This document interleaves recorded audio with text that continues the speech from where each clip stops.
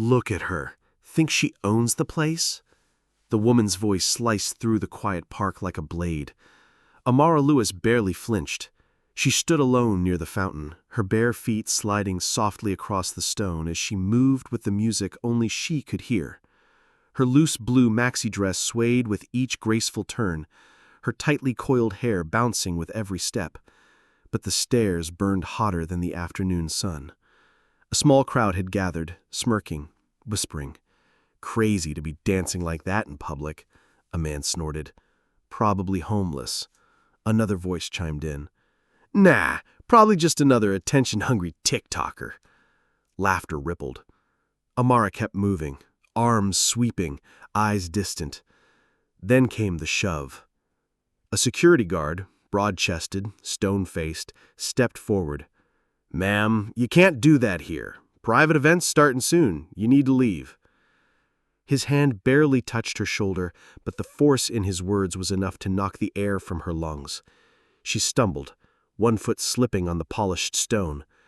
The crowd chuckled louder as her dress caught under her foot, nearly sending her to the ground. Someone filmed. No one helped. Amara steadied herself, heart pounding, face flushed. She opened her mouth, but stayed silent. And from the edge of the crowd, a little girl with curly blonde hair and wide brown eyes was watching everything. Amara turned, her feet aching, ready to walk away.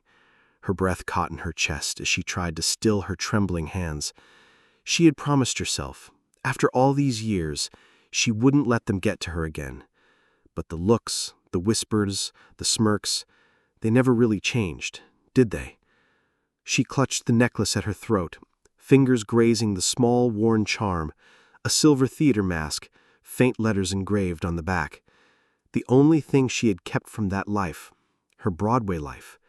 But they didn't know that. They never did. As she moved toward the park exit, a small hand tugged at her dress. Amara looked down. It was the little girl.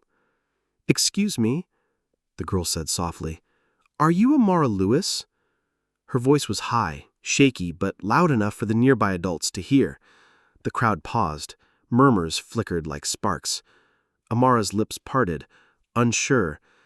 The child's eyes sparkled with recognition. "My mommy showed me your videos.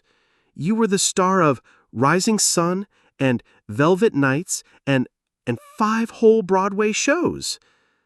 The silence fell heavy. A woman nearby dropped her coffee. The security guard's grip loosened at his belt. The camera phones hovered mid-air. Someone whispered, "No way, that's her." Amara's fingers tightened around the necklace, but she still hadn't said a word. The air was sharp as glass when Amara turned back. The crowd shifted uneasily as she walked, head high, shoulders squared, the faintest trace of a dancer's grace in each step. She approached the fountain again, where the security guard stood frozen. Without a word, she unclasped the silver necklace, holding the theater mask in her palm. The engraved letters caught the sunlight. Broadway Hall of Fame, 1910. The guard's eyes widened.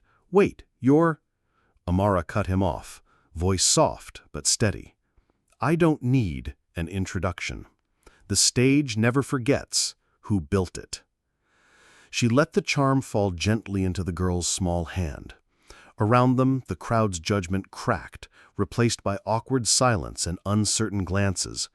The same people who mocked her now shuffled their feet, unable to meet her eyes. Amara knelt beside the girl, tucking a curl behind her ear. "Never let them tell you where you can dance," she whispered. Straightening, Amara turned and walked away. But this time, every step echoed with quiet, undeniable power.